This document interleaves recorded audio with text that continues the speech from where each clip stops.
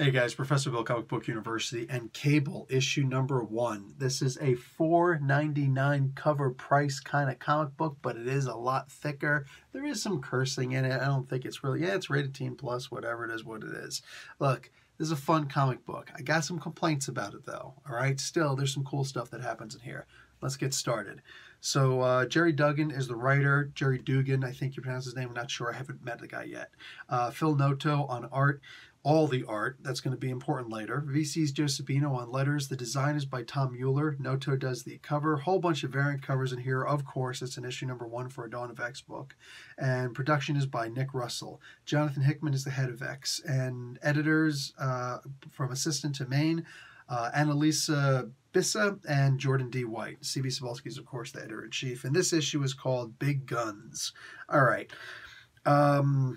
Basically, we start off in like an arena. Apparently, the X-Men now have arenas where they fight against each other. Don't you miss the old days of the Danger Room? Like, what happened to the Danger Room, bruh? I'm saying, that's the one thing that couldn't be recreated on frickin' Krakoa. Anyway, so they got these arenas where they go one-on-one against each other to keep their skills up, and, like, it's all cool and whatnot, but anyway, it is what it is. There's a list in there of who's won in all of the fights. The very first fight involved, what's her name? Magic, and she's the only one who's lost by DQ. So that was interesting. I'm really curious how she lost. I was patient all throughout the comic book, expecting they were going to explain how she lost. Whatever. she lost because she got herself disqualified. She did something that was fully cheating. Okay, good to know.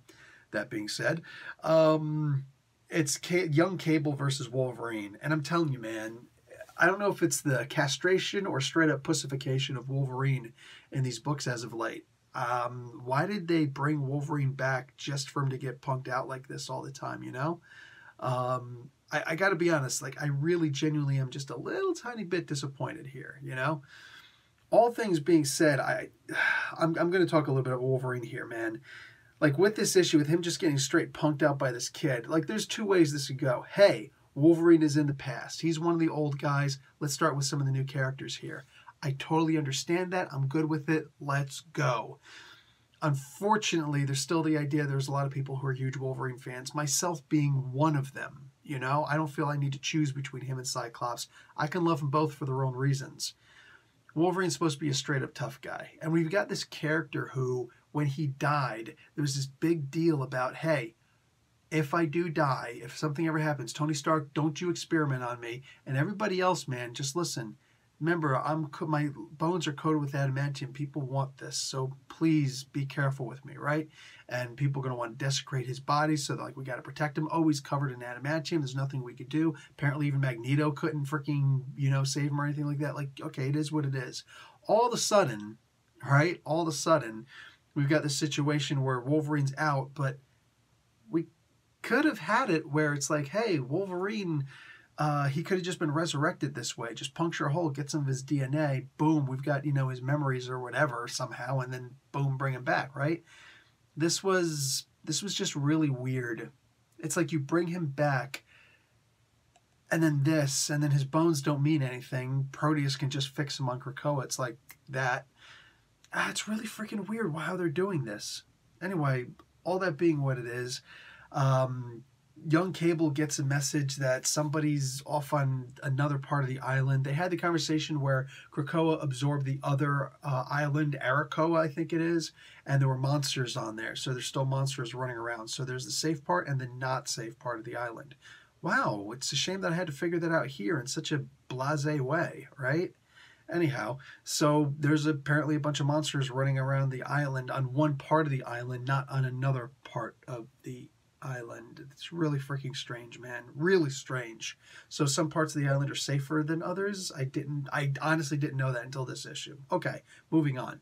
So Cable goes in there to try and help out. Pixie's there. All of a sudden Armor shows up also, and there's this big beast, and oh, guess what? You know that X of Swords, 10 of Swords, whatever it is, the new event that's going to be 15-part total crossover event for the X-Men? Yeah.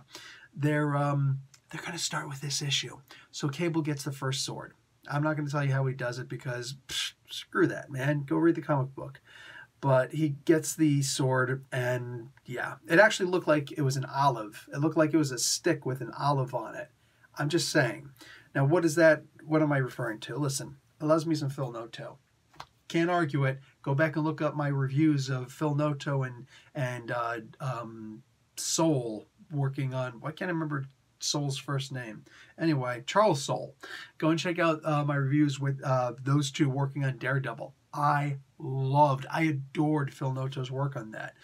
A whole bunch of good stuff that he's done. In this particular case, I can't tell if it's watercolors or a runny marker that he's using because I'm simply not digging the art in this. Look, it's got its appeal. Maybe it can grow on me, but for now, no. It's more like wearing on my patience. I just look at this and I'm like, dude, what am I honestly looking at here? It's all in all. Okay, don't really want to show you that. Okay, this I can show you. I mean, it's just kind of weak. To me, it's just kind of weak.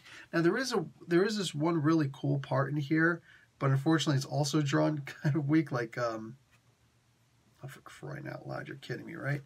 I'm just looking at this and I'm so saddened by this. There's a reason why this looks so silly.